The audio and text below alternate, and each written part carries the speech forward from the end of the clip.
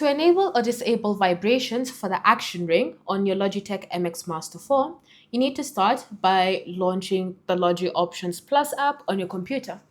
From here, you're then going to go ahead and select your mouse, and then you're going to choose Haptic Feedback. Select this Haptic Feedback to open up the menu of options, and you just need to ensure that the vibrations have been successfully enabled. Then you want to scroll down until you find Actions Ring. So this is how the Actions Ring looks like. Whenever you press on the button on the side, it appears like so. So if you want to enable a vibration so that every time you bring it up, you can feel that vibration, just click on the toggle, and when you press, you'll feel vibration. When you release, the vibration will still be there. If you want to disable the vibration, just click on the toggle, and yeah.